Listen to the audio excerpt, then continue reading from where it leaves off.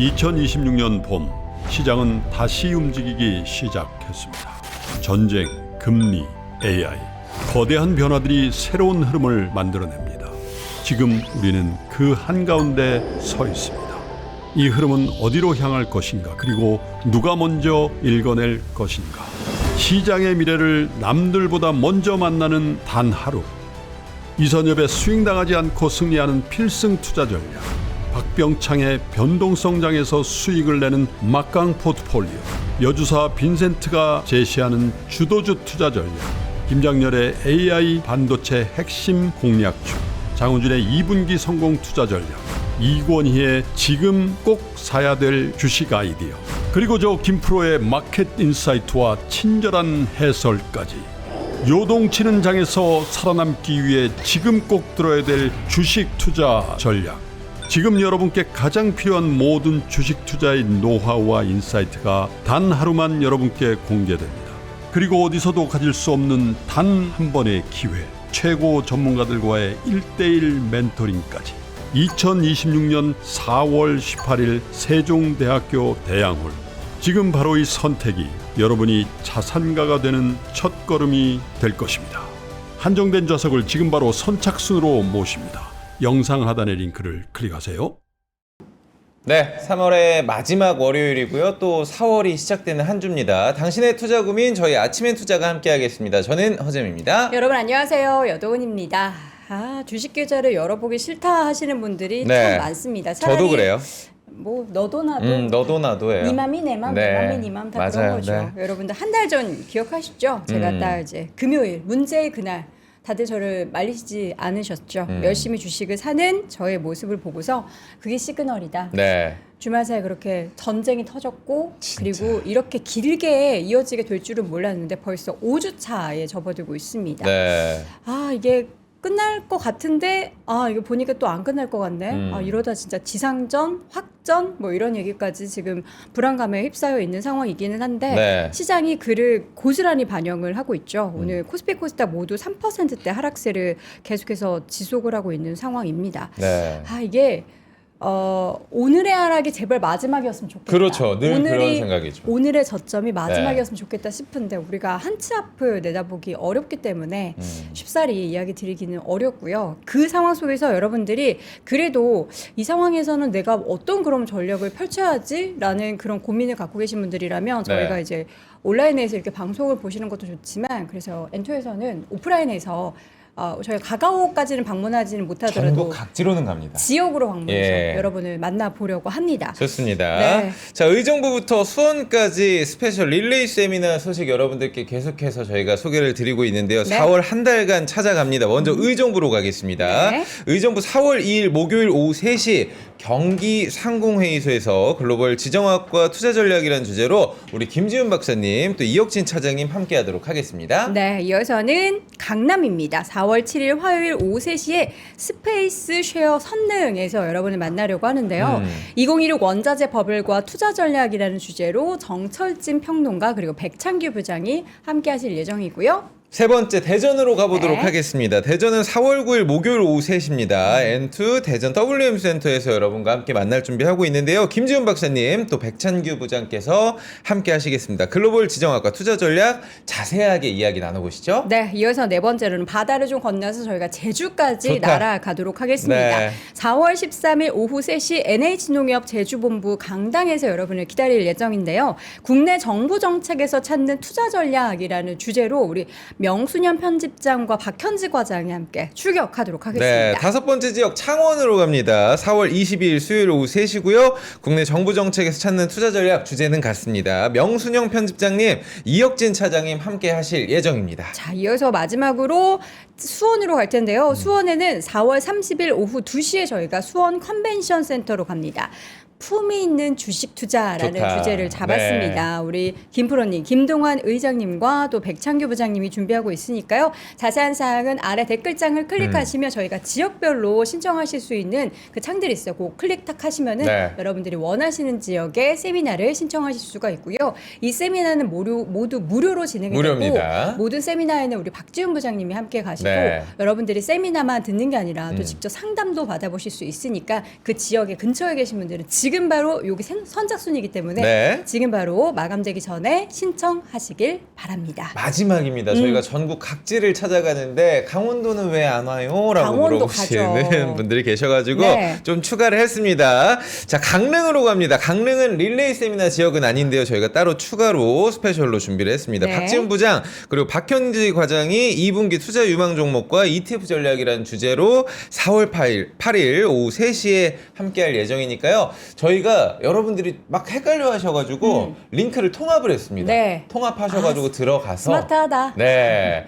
그렇게 누르시면은 바로 내가 갈 수 있는 또 날짜와 지역으로. 지역이 나타나니까 거기서 클릭하시고 신청해 주시죠. 알겠습니다. 자, 근처에 계신 분들도 혹은 이제 그 지역에 있는 지인이 있다, 친척이 있다 하신 분들은 전화 한번 주세요. 야, 이번에 창원에 그 세미나 간대. 너 빨리 거기 가. 네. 이렇게 해서 서로 응원해 주시면 너무나 좋겠습니다. 네. 자, 그럼 오늘 또 함께 이야기 나누어 주실 분 월요일의 남자죠. 이혁진 차장님 함께합니다. 어서 오세요, 차장님. 네, 안녕하십니까. 네, 오래 차장입니다. 기다리셨어요. 네, 저희가 점점 많아지네요. 네, 전달 네. 사항이 많아지고 네.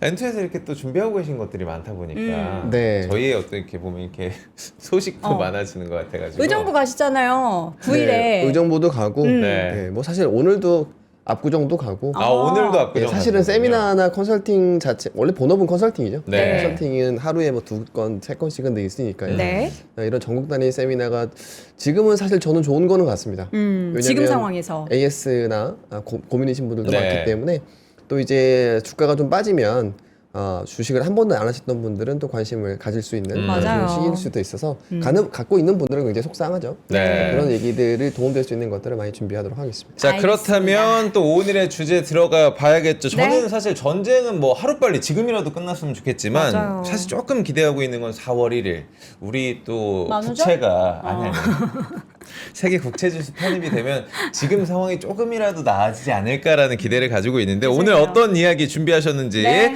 바로 주식 반상 시작하겠습니다.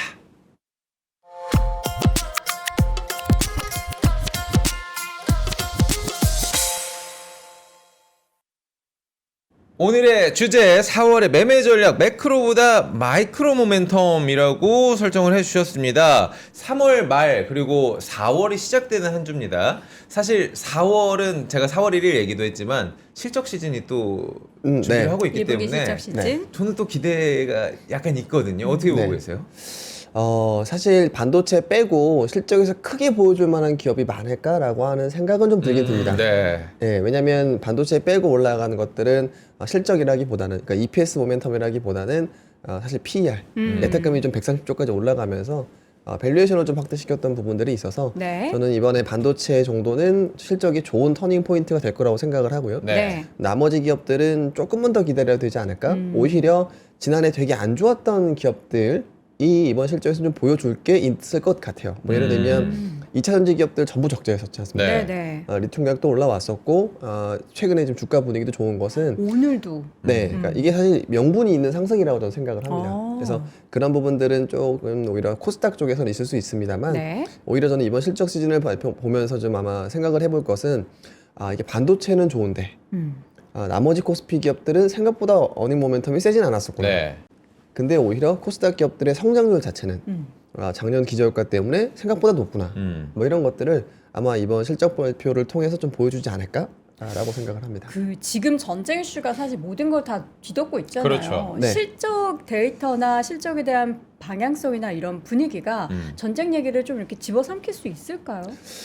사실 주가가 먼저 조정받으면 집어삼키는 게 가능하죠. 네. 근데 이번에 반도체는 사실 뭐라고 할까요? 사면초가죠. 사면초가. 네, 그러니까 지금 메모리 가격, 스팟 가격 사실 조정받은 건 조금 됐습니다. 네. 근데 거기보다 이제 구글이나 그리고 테슬라나 이런 기업들이 모두 메모리 칩 인플레이션에 대해서 견제를 하고 있는 것 같아요. 네. 네, 그래서 그런 부분들 때문에 이슈적으로도 그렇고 좀 부진할 수 있는데 이번에 실적을 보여주면 네. 우리가 1분기 실적을 보니 지금 밸류에이션이 상당히 매력적인 구간이다라고 하는 것을 반도체가 보여줄 것 같고요. 네.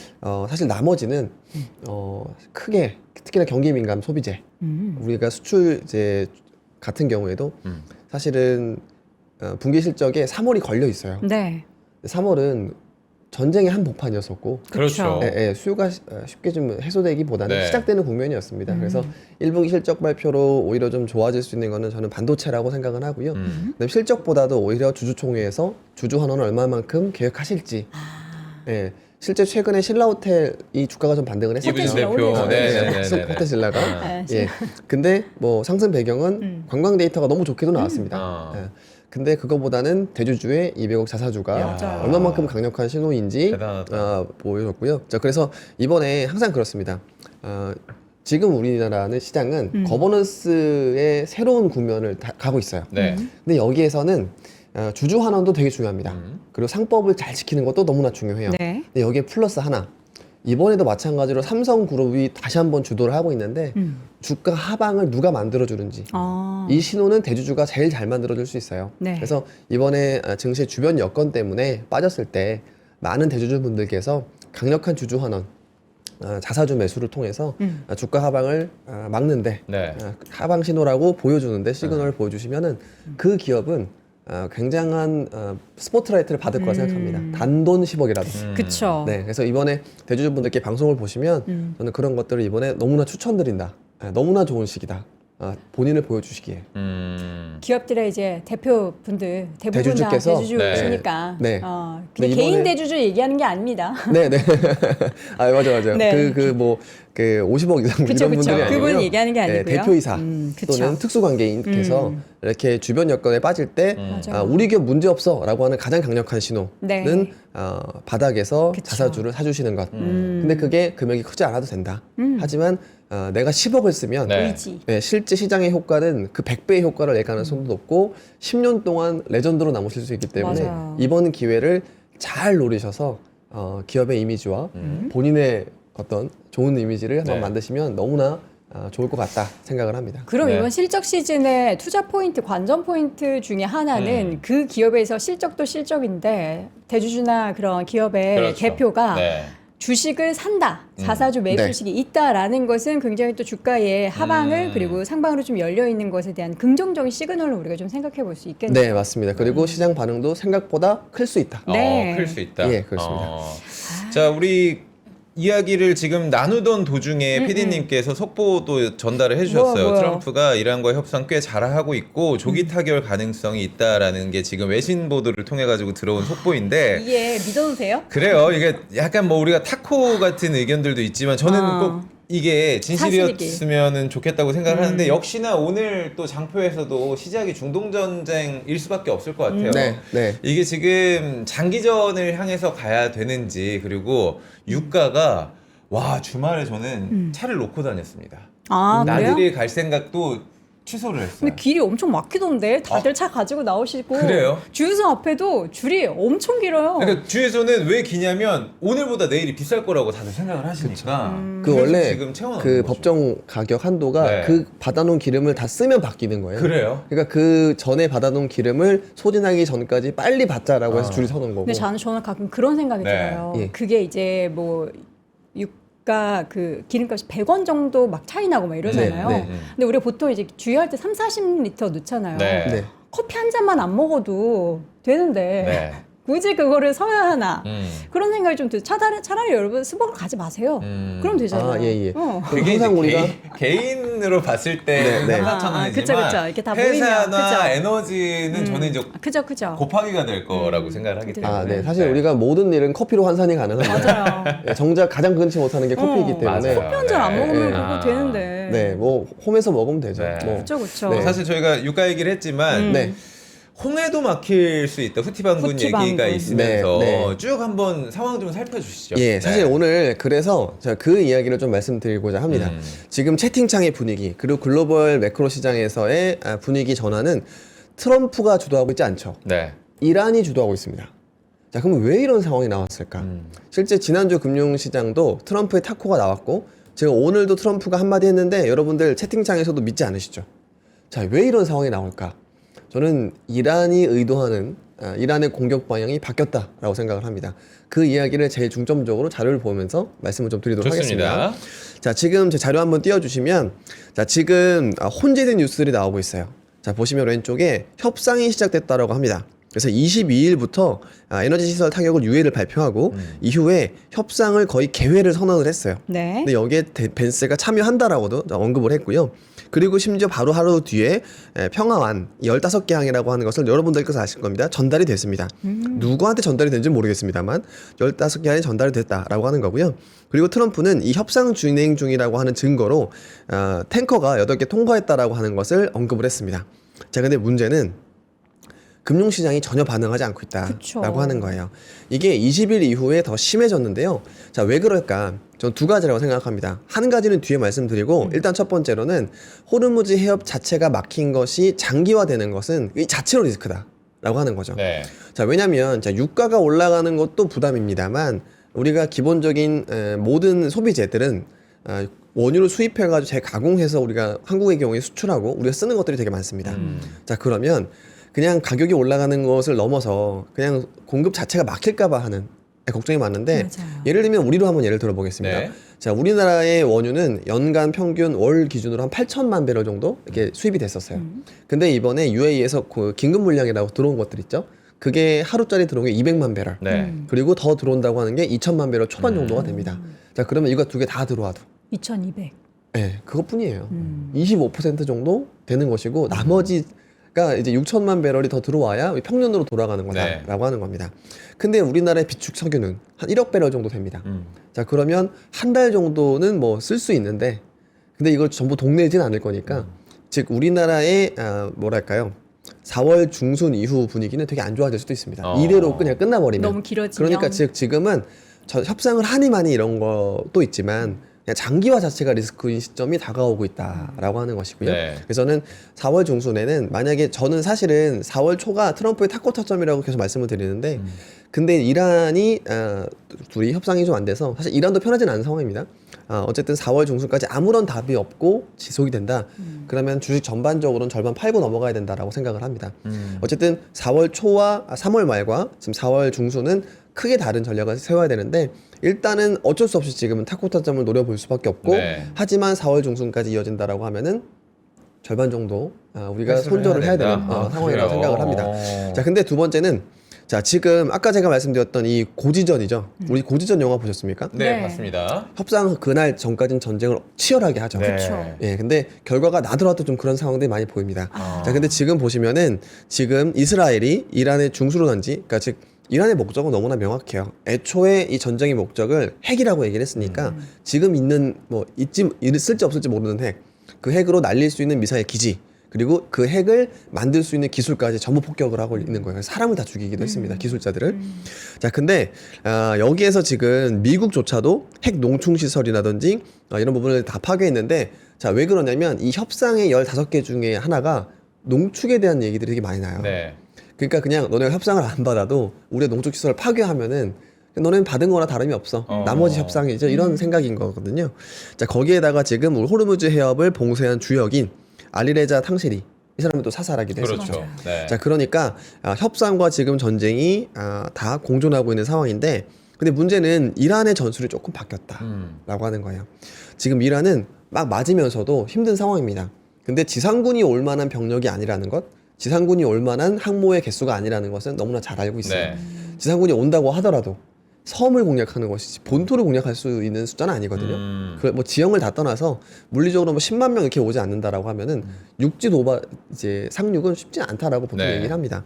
자, 그러면은 야, 우리는 장기전을 가자. 그래서 호르무즈 통행료에 대한 법제화를 의회에서 지금 올려 있는 상황이에요. 근데 저기서 법제화 된다고 해서 네. 국제사회에서 가만히 있을까요? 그래. 말도 안 되는 지금 거죠. 한 척당 30억 정도로 뉴스를 예, 봤는데 심지어 위안화로 받은 사례가 있습니다.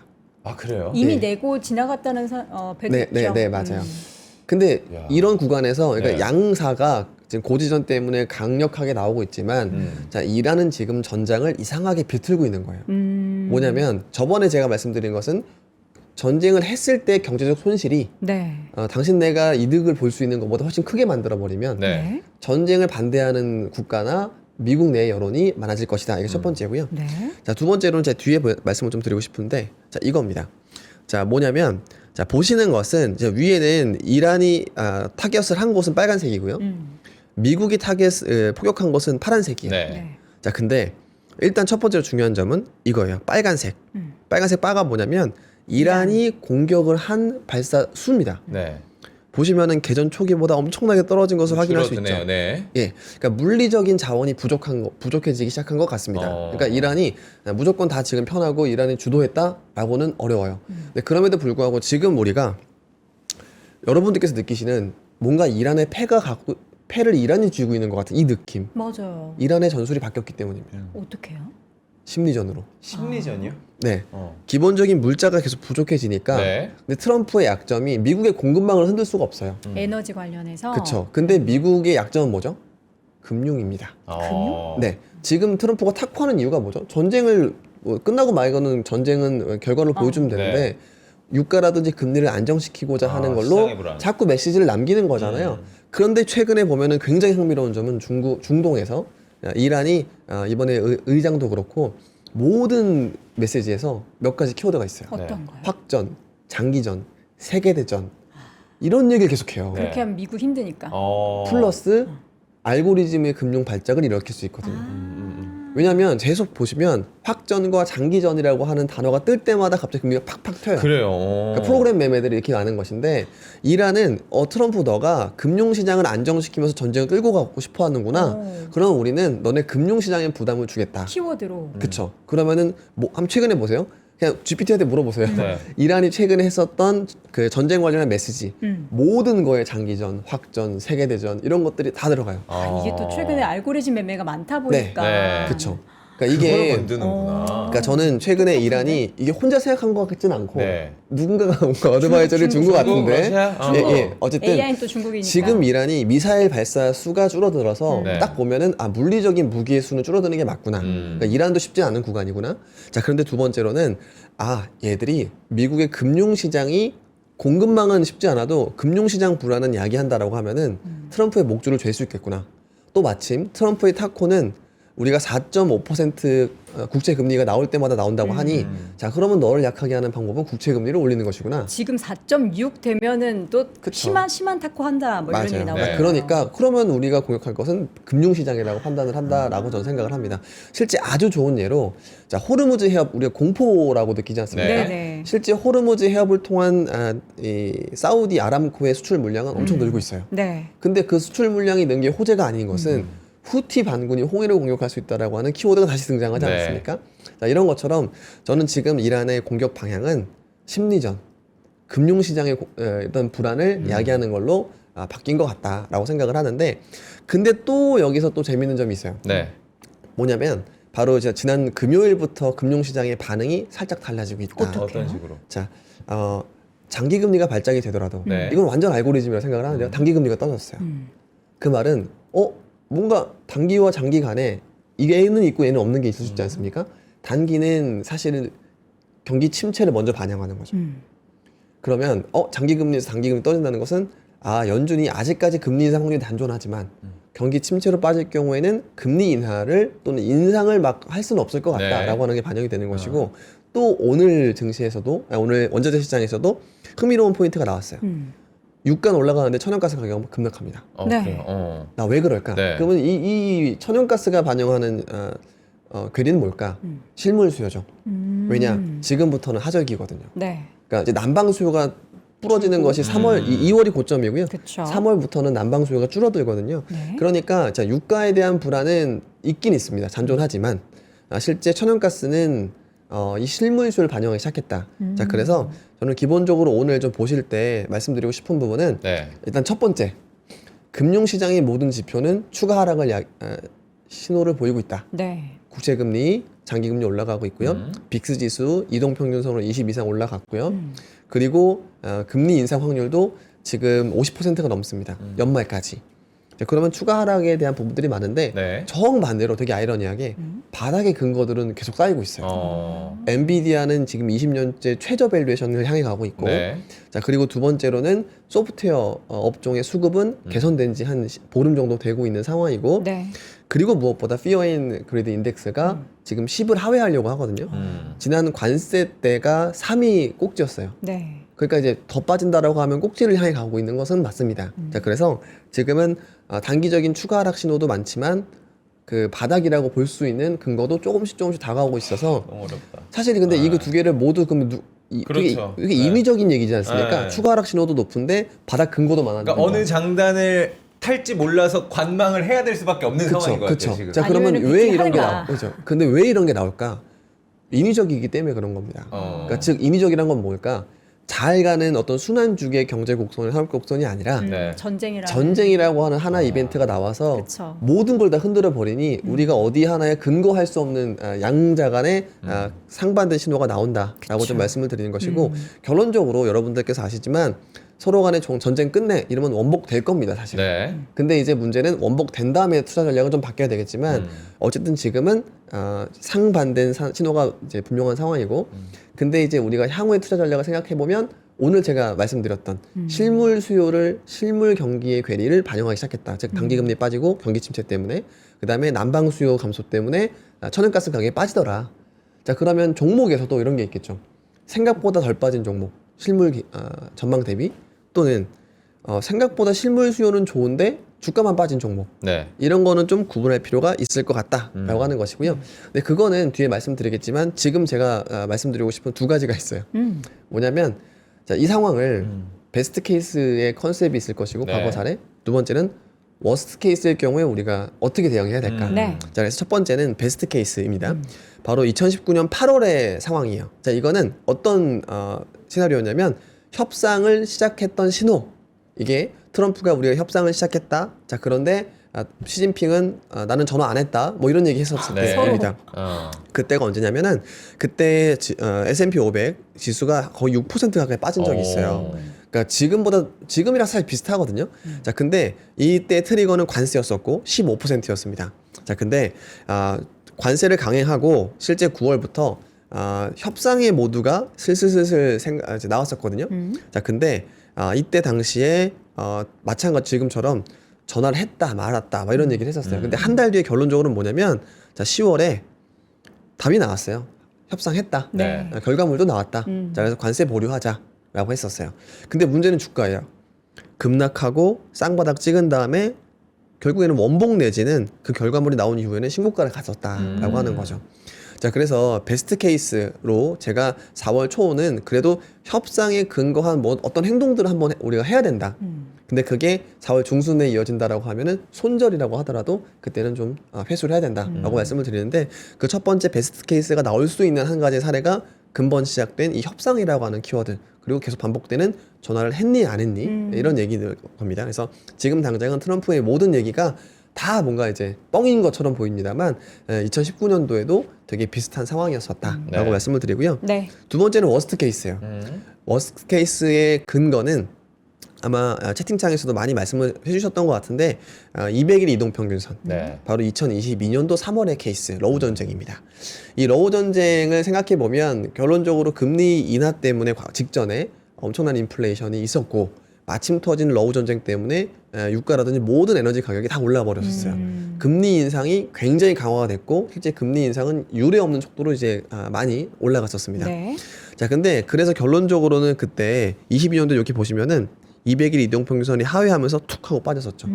근데 항상 월가에서는 200일 이동평균선을 하회했을 때는 이렇게 급격한 조정이 한 번씩은 있다라고 하는 얘기들이 많이 있습니다. 네. 자, 그래서 제가 200일 이평선에 대한 극복이 되게 중요하다라고 말씀드렸는데 여전히 보시면은 극복을 못 하고 있는 네. 상황인 거죠. 이게 놔두면 툭 하고 빠질 수도 있는 거죠. 음. 자, 그러면 자, 제가 워스트 케이스라고 했으니까 훅 하고 빠졌을 때 과거에 주가 계율이 어느 정도 벌어졌을까인 겁니다. 그게 오른쪽인데요.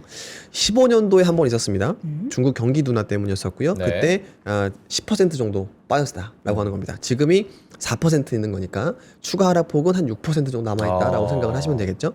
자, 그 다음이 무역 전쟁 때 14.5% 정도 이평선 기준으로 빠졌다. 바로 네. 요 사이클인 거죠. 정말 유례 없는 정도의 급락은 팬데믹이었다.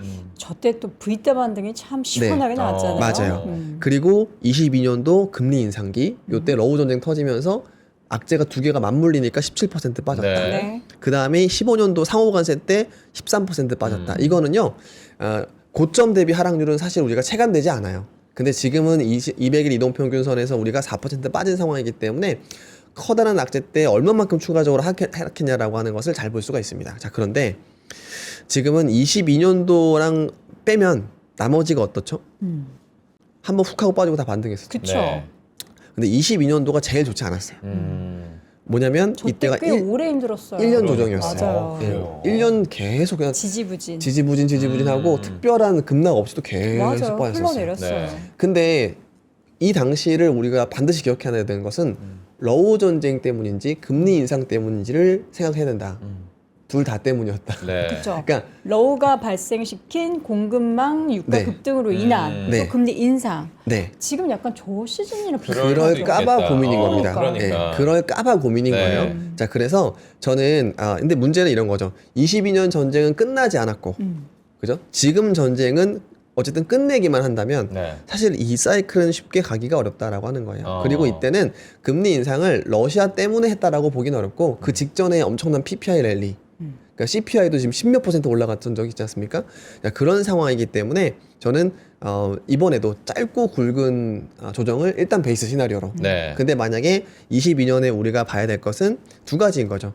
전쟁이 진짜로 초장기화되는 확실한 신호가 나온다. 이러면 금도 올라간다. 그리고 1년 동안 조정이 지속될 수 있다. 라고 하는 것이고 저점은 17%. 그러니까 지금부터는 한 15% 가까이 룸이 남은 겁니다. 지수 기준으로. 네. 근데 사실 그때가 된다고 했을 때 우리가 해야 되는 전략은 그러니까 이 명확하게 이런 기준을 알면 사야죠.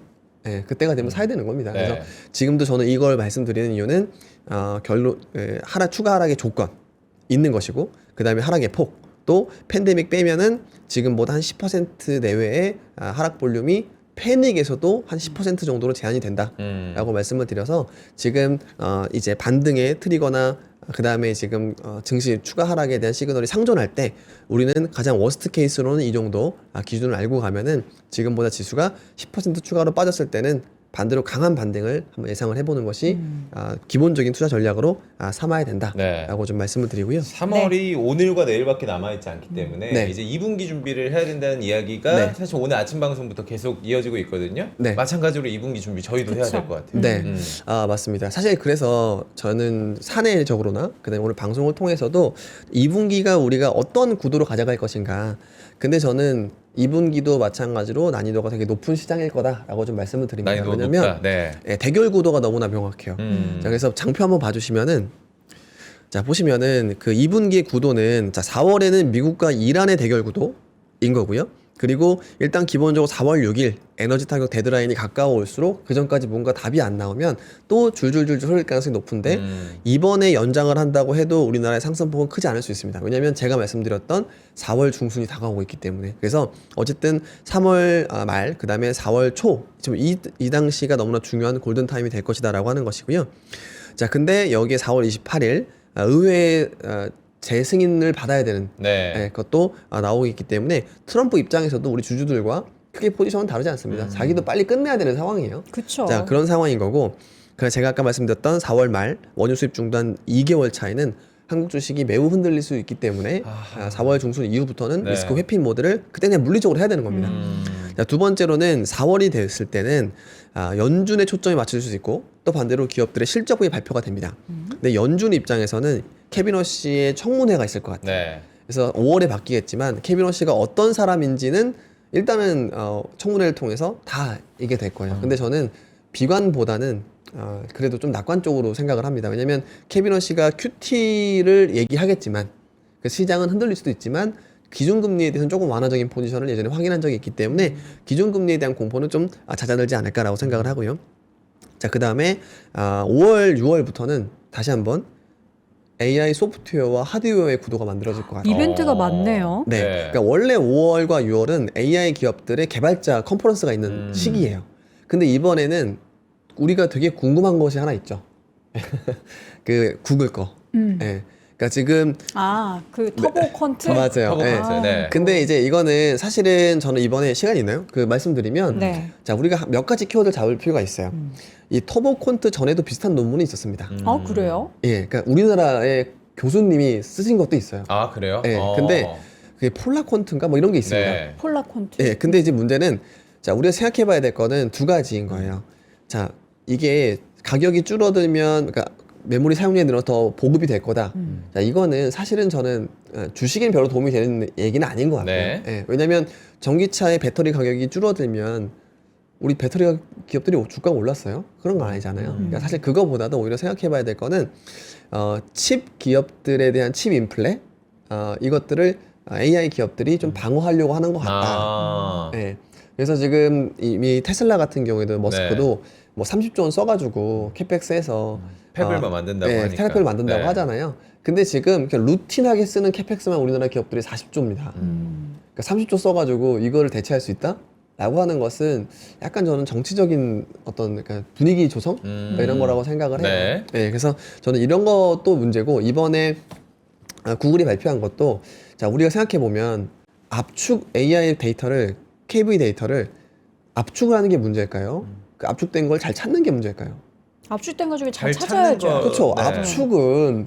압축을 많이 해도 그거를 잘 찾을 수 있어야 AI가 잘 구동이 되지 않습니까? 그렇죠. 그래서 실제 이번에 논문에 쓰여진 것도 모델 크기 자체가 작아서 예, 사실 그래서 저는 이게 대형화 모델에 그대로 쓸 수 있을지에 대한 의심은 조금 해야 된다고 생각을 해요. 네. 근데 이건 제 의심보다도 진짜 중요한 거는 AI 수요가 전방에 확실하다라고 하면 이번에 구글이라든지 그 다음에 테슬라 결론적으로 칩을 들 쓸 수 있다라고 하는 거면 그렇죠. 적어도 이 친구들은 주가가 올라야 정상 아닙니까?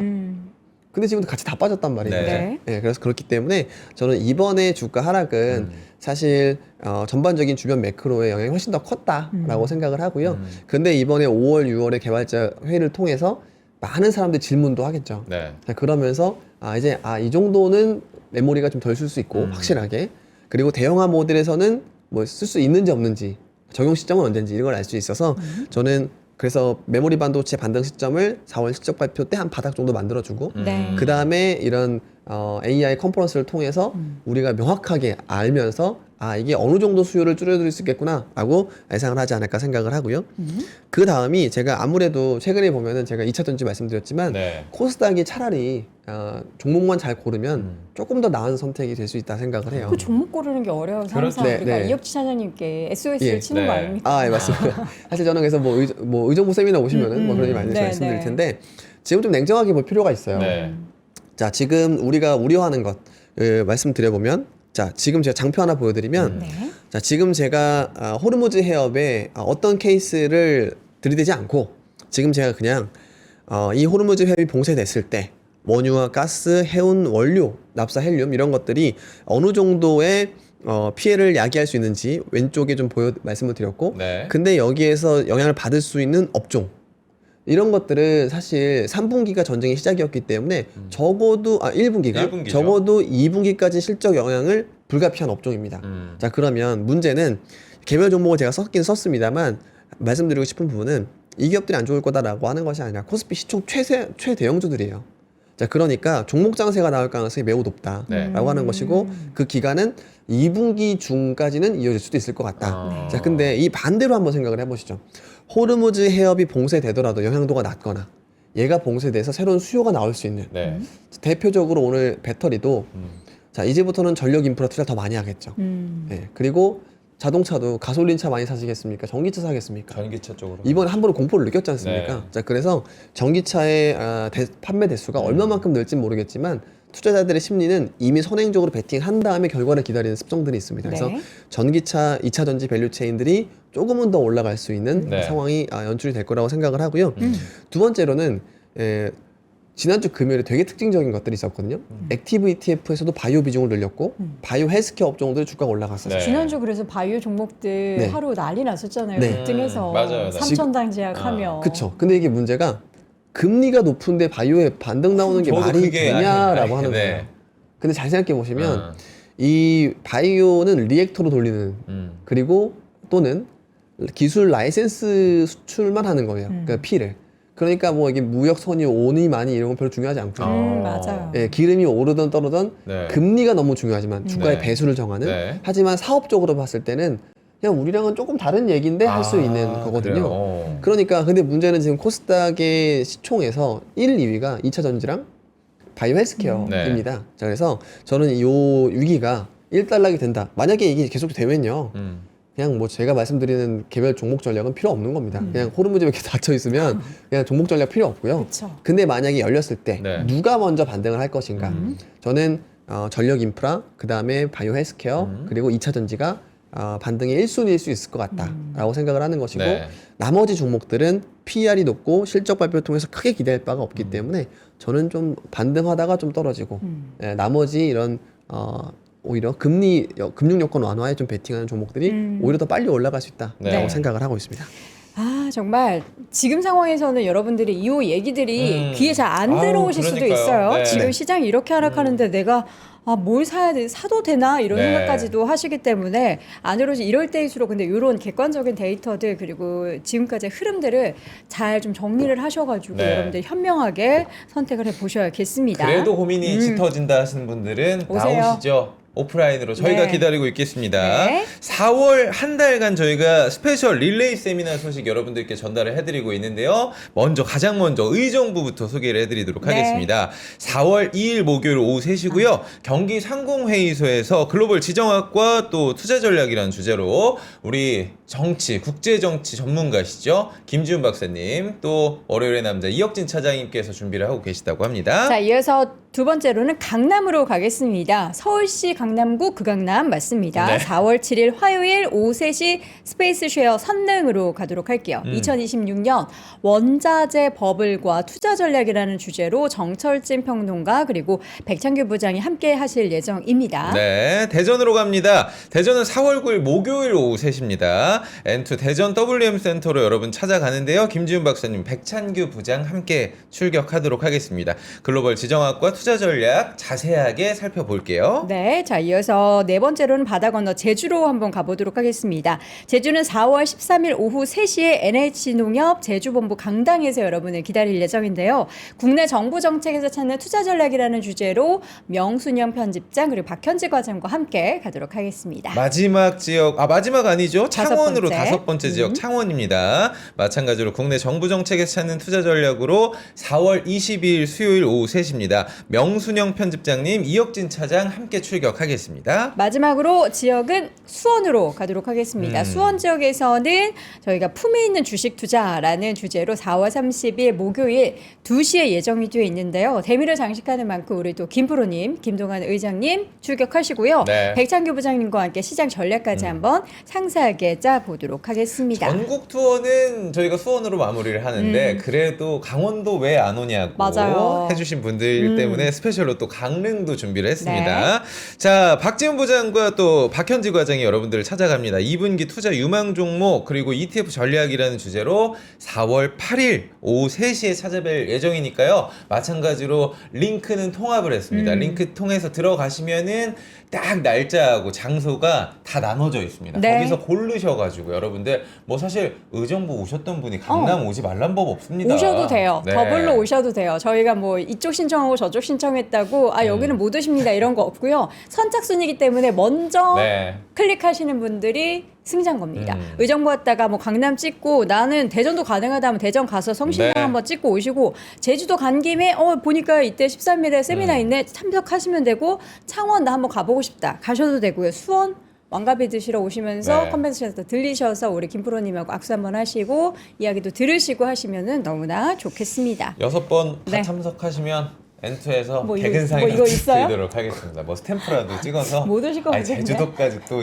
와주시는데 저희가 예, 우리 진짜로 그 인증하시면은 제가 걔 사비를 털어서라도 선물 그러니까 드리도록 저도 할게요. 뭐라도 보태도록 하겠습니다. 인증하시면은 좋겠습니다. 자, 계속해서 시간이 너무 없어요 네. 우리 이번 전략 주 한사. 전략 한상 바로 만나보도록 하겠습니다. 네.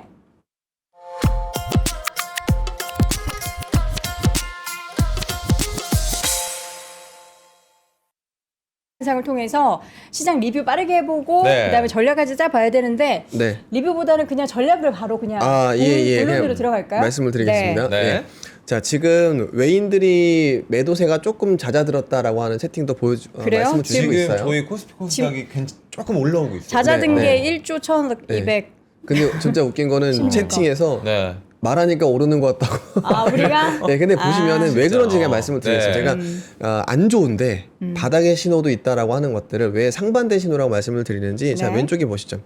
자 우리가 추세를 살 건가 레벨을 살 건가 이거 항상 고민을 해야 됩니다. 자 근데 자 왼쪽에 보시면은 지금 일단 추세로는 먼저 반등을 했을 때 코스닥이 먼저 오를 것 같다라고 좀 말씀을 드리는 거예요. 그러니까 네. 향후에 추세적으로 봤을 때는 이유는 뭐냐면 수급이 꽉 차 있기 때문이에요. 어. 예, 금리가 오르는 것은 너무나 부담. 그래서 변동성 코스닥이 항상 더 높은데요.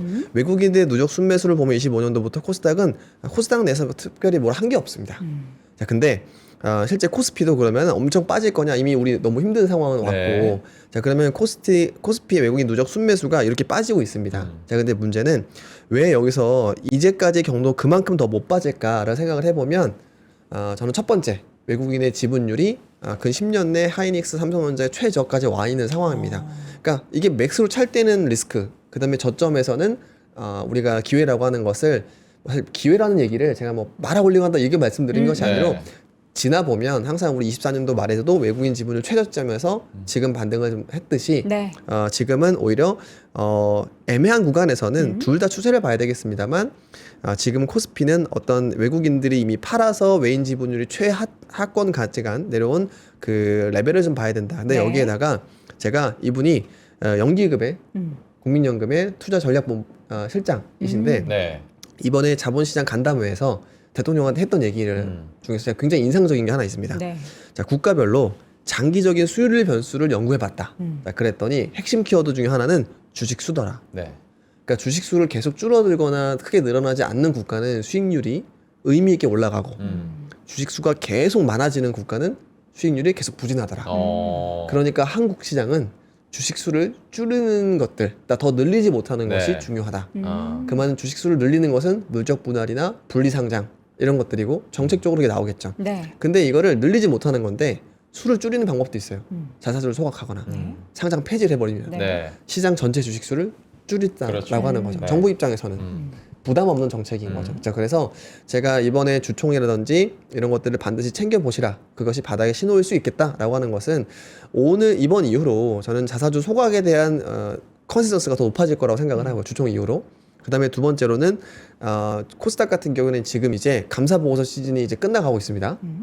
그래서 지금 상패나 거래 정지 종목들이 늘어나고 있어요. 네. 자, 그래서 코스닥 시총 상위 종목들은 또 반대로 1부 리그 승강제가 연내에 시작이 됩니다. 맞아요. 1, 2부. 그렇죠. 그러면은 전체 시장의 코스닥의 종목 수는 상패나 거래 정지를 통해서 없어지고 근데 이 중에서도 1부 리그의 80개에서 100개, 120개 종목은 연기금이 들어갈 수 있다. 네. 하면은 2부 리그도 아니고 1부 리그의 특정 기관의 수입이 집중되기 때문에 저는 연말로 보면 지금 제가 말씀드린 2차 전지나 바이오 종목 시총 상위는 연말에 지금보다 좀 많이 올라가 있지 않을까 생각을 하는 겁니다. 다만 여기서 전쟁이 좀 끝나야 되는 것인데 전쟁이 끝나면 동시에 그래서 제가 이런 기업들이 되게 좋을 것 같다. 실제 연기금의 벤치마크가 이제 2분기부터 코스닥이 이제 5% 포인트 들어가는 것이고요.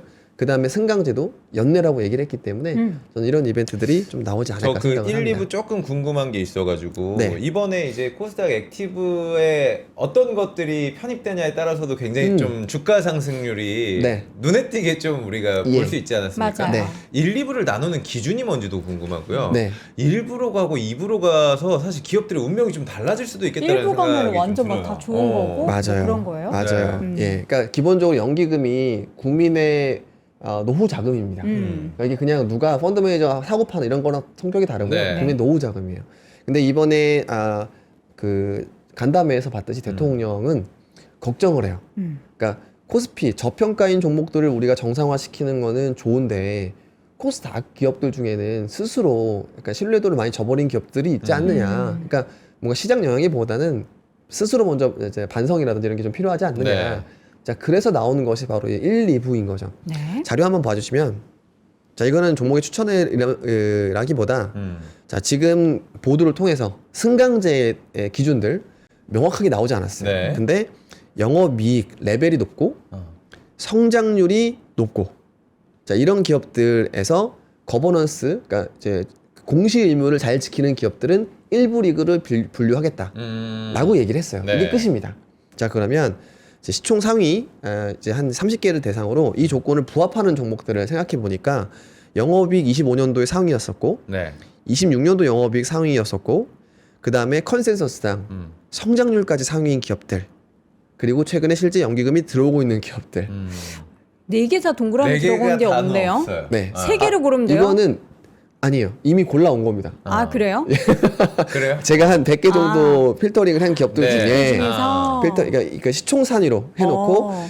그러면 정부가 이런 키워드를 줬으니까 영업이익 절대치가 높고 네. 올해도 높고 성장률 컨센이 양호하고 연기금이 들어오고 있는 기업 이게 완벽하게 동그라미가 4개 다 쳐져 있으면 사실 그냥 뭐 종목 찍는 게 돼버리지 않습니까? 근데 네네네네. 일단은 4개 이상인 기업들은 이런 기업들이 되더라. 이게 근데 어쨌든 다 저 세개 N 이상이? 조건이 돼야 되는 거죠. 그쵸, 이것도 네. 되고 저것도 되고 그렇죠, 하는 그렇죠. 그런 그래야 게 되는 거죠. 1부 리그에 들어간 종목이 우리가 이 종목이다 말을 할 수 없지만 네. 정부에서 제시한 조건의 필터링에 따르면 100개를 뽑으면 이런 기업들 정도는 들어가는 게 무리가 아니겠다라는 것은 제시할 수 있지 않습니까? 네. 그래서 그런 기업들이 바로 이런 기업에 해당하지 않을까라고 생각을 해보는 것이고요. 그러면 1부에 들어가는 기업들을 쭉 가져가는 거고 2부 만약에 내가 가지고 있는 기업이 만약에 2부로 돼버렸어요. 그러면 어떻게 좀 심각하게 생각하고 정리를 좀 해야 되나요? 아닙니다. 그거 아니에요? 실제 2부가 되는 기업들은 시총 레벨 자체가 되게 낮을 가능성이 높습니다. 네, 네. 네. 그러니까 1조 미만일 가능성이 매우 높아요. 근데 재미있는 점은 이번에 액티브 ETF에도 7천억 이상의 종목은 거의 들어가지 않더라고요. 그러니까 애초에 그거는 수급 기대감이 거의 없기 때문에 그걸 크게 나쁘게 볼 것인가? 뭐 어떤 언론 보도에서 양극화 의료를 되게 많이 하시더라고요. 저는 그건 맞지 않는다는 생각을 합니다. 네. 오히려 1조 미만에 있는 기업들 중에 실적이 올라오는 친구들이 많을 거예요. 영업이익 기준으로. 네. 근데 그런 기업들은 MSCI 편입처럼 1부 리그 편입 기대감이 엄청나게 올라갈 거예요. 2부에 있는데 1부로 올라갈 만한 기업들이 오히려 더 주가 상승으로 근데 그런 기업들은 그냥 어지간히 올라가지 않겠죠. 그러니까 그렇기 때문에 제가 지금 네. 종목 장세와 그리고 향후에 있을 이벤트를 생각해 보면 오히려 시총 낮은 기업들 중에 펀더멘털 좋은 기업들. 그래서 지금 증권사들이 할 일은 커버리지를 넓히는 겁니다. 더 작은 기업들 뭐 중에서 보고서도 좀 많이 좀 그쵸. 내주시고 공부도 네, 좀 네. 시켜주시고. 스몰캡에서 슈퍼스타가 나올 수 있을 거라 생각하는데 이제 테마 그만. 영업이 펀더멘털이 좋을 수 있는 코스닥의 종목들이 저는 일부 리그에서 얼마만큼 액티브랑 다르거든요. 네. 코스닥에서 연기금이 들어오는 것을 확인하고 자 그러면 1부 리그에 들어갈 수 있는 2부 리그 종목들이 MSCI 편입 이슈처럼 굉장한 아웃퍼폼을 할 수 있는 종목들이 나올 텐데 이미 저희는 준비가 돼 있습니다. 맞아요. 아니 저희 회사가 엔투가 준비가 돼 있어요? 저희가 네. 곧 저죠. 이혁진 차장님은 준비가 돼 있다. 의정부 가야 될 어쨌든 것 그런 같긴 얘기를 한데. 좀 이제 이번 기회에 좀 말씀드리고 그 준비되어 있는 싶었습니다. 내용들을 네. 의정부에서 다 풀어주신다라는 네. 이야기잖아요. 그죠. 부분 공개를 계속 하려고 합니다. 맞아요. 네. 대전도 가시고. 네. 예, 대전도 가고요. 저는 시간 조금 남았으니까 우리 수급 관련해서도 네. 사실 3월 달에 외국인이 정말 너무 할 만큼 우리를 좀 속상하게 할 만큼 던졌는데 그걸 이제 개미들이 또 우리 개인 투자자들이 받아내지 않았습니까? 네. 4월 1일 제가 사실 세계 국채 지수 편입에 대한 이야기로 오늘 방송을 시작을 했는데 네. 네. 실제로 좀 어떻게 좀 우리 영향이 시장에 있나? 영향을 줄까요? 원래 있을 수 있었어요. 진짜로. 이게 뭐 예. 80조가 들어온다고 하니까 네, 그런 얘기를 맞아요. 들으니까. 분할로 들어오겠지만, 네. 근데 일단은 지난해 우리나라는 채권의 외국인이 매도였었고, 그 다음에 채권의 발행량이 너무 많아서 수급 쪽으로 안 좋았었어요. 근데 올해는 전자닉스의 법인세 덕분에 사실 초과 세입이 크게 예상이 됐었고, 네. 제가 그냥 개인적으로 계산을 해보니까 법인세로만은 30조 가까이, 그 다음에 배당소득세로 잘하면 10조, 근로소득세로 잘하면 5조, 거래세로는 플러스 알파. 그러니까 이제 우리나라는 엄청난 전자닉스 덕분에 법인세 서프라이즈가 날 거예요. 네. 미국은 반대로 지금 채권금리, 장기금리가 왜 이제 발작을 하느냐? 이 빅테크 기업들이 돈을 지출하느라 법인세를 낼 수 없을 것 같거든요. 그러니까 그런 부분들이 좀 있습니다. 자, 그래서 우리나라는 올해 작년과 정반대로 네. 법인세는 많이 거칠 거예요. 국세가 엄청나게 거칠 거고요. 그 다음에 외국인도 채권지수 편입이 되면 4월부터 양호한 흐름이 예상이 됐습니다. 근데 지금은 이 모든 걸 다 잊어버리게 만드는 호르무즈 해협 봉쇄가 있었기 때문에 전 이것만 걷어지면 우리나라 지수에 대해서 너무 비관하지 않았으면 좋겠는데 네. 어쨌든 지금 당장은 전쟁이 제일 중요한데 이거 그쵸. 끝나면 모든 거는 뭐 모든 거라고 좀 하긴 좀 네. 어렵습니다만 우리가 이제까지 했었던 걱정은 다 되돌리면 되지 않을까 생각을 합니다. 정말 계속 이제 속보로 전해지고 있는 트럼프 대통령의 그 발언이 제발 사실이기를. 그렇죠. 네. 제발 이란에서도 뭔가 이 얘기에 대해서 우리 또 그런 적 없다 이 얘기하면 또 한 번 더 네. 약속의 시간 2시 때 되면은 네. 무슨 일이 그쵸. 벌어질지 예, 모르잖아요. 맞습니다. 오늘의 시장의 이런 하락이 네. 마지막 저점이었으면 너무나 좋겠습니다. 네. 여러분 기도합시다. 기도 메타로 이겨냅시다. 네. 자, 오늘 이렇게 해서 우리 이혁진 사장님과 함께 시장 전략까지 잘 봤는데요. 네. 다음 주에는 지금 이거 몇 주째 얘기하는지 모르겠습니다. 밝은 모습으로 네네. 오히려 진짜 저기 미국 데이터 좀 얘기 좀 하고 싶어. 막 물가가 어떻고 그게 고용이 관심 어떻고. 없잖아요, 요즘에. 요즘에 네네. 뭐 거의 그런 얘기를 안 다루기 때문에 관심이 있을 수가 이번 없는 주에 장이죠. 고용 데이터 네. 나온다고. 근데 네. 고용이 좋기가 좀 어려워요. 어려운 그쵸, 그쵸. 상황이라. 네, 그러니까 소비자 신뢰 지수가 이미 뚝 떨어졌기 때문에 그럼 서비스업도 건드리게 됩니다. 네. 나중에는. 네, 그리고 PPI가 올라가서 사실은 이제 사람들의 구매도 좀 줄겠죠. 그래서 그렇기 때문에 저는 뭐 실물 지표들이 크게 의미 있는 상황은 아닐 것 같고 네. 오히려 지금은 빨리 장기 금리가 떨어지는 이벤트가 발생해서 캐펙스가 막 늘면서 결국엔 이번에 올라간다고 하더라도 또 빅테크가 먼저 올라가지 않을까? 네, 그러지 않습니다. 알겠습니다. 자, 우리 오프라인에서 하는 스페셜 릴레이 세미나 여러분 저희가 전국 방방 곳곳을 다니면서 투어를 할 텐데요. 네. 제일 먼저 열리는 의정부 세미나에 우리 또 이혁진 사장님과 김지훈 박사님이 함께합니다. 4월 그렇습니다. 9일 목요일 오후 3시인데요. 엔투에서 함께하는 세미나 첫 지역입니다. 네. 여러분들 우리 이혁진 사장님을 실제로 보고 싶으신 분들은 그리고 직접 이야기를 나누고 싶으신 분들은 4월 9일 목요일 오후 3시에 의정부로 가시면 되는데 그냥 가시면 안 되고요. 미리 참가 신청을 해 주셔야 그렇습니다. 됩니다. 참가 신청은 영상 하단 링크나 저희 실시간 댓글창에 링크를 통해서 해주시면 되겠습니다. 이혁진 사장과 함께했습니다. 고맙습니다. 감사합니다. 네, 감사합니다. 낙폭 좀 줄인 것 같더니 오전 중으로 오후 중으로 뭐 지금 트럼프발 속보로는 지금 호르무즈 해협에서 오늘 뭐 30일 기준으로 유조선 2-30척 정도가 통과를 대기를 하고 있다 뭐 이런 얘기가 나오다 보니까 이게 또 트럼프 얘기니까 또 이란 쪽 얘기는 들어봐야죠. 그러니까요. 예, 이란 쪽 네. 얘기는 들어봐야 하는 거기 때문에 우리가 이제는 그동안에 여러 차례 트럼프가 이야기하면 막 국제유가 다시 막 맞아요. 바로 매력 반응을 하고 이랬었는데 급락하고 이랬는데 이제는 이제 더 이상 이 얘기를 안 믿는 것 같아요. 안 믿는데 어떻게 해요? 계속 얘기하기를 바라고 실제로 이게 말보다는 행동이잖아요. 네. 네, 행동으로 좀 드러났으면 좋겠습니다. 자, 오늘 또 하루도 시장이 계속 변동성이 있을 거기 때문에 여러분들도 함께 지켜보시면 좋을 것 같고요. 저희는 내일 오전 10시에 빨간불 들어오는 시장에서 만나 뵙기를 기원하도록 네. 하겠습니다. 여러분 저희는 내일 오전 10시에 돌아올게요. 오늘도 고맙습니다. 고맙습니다.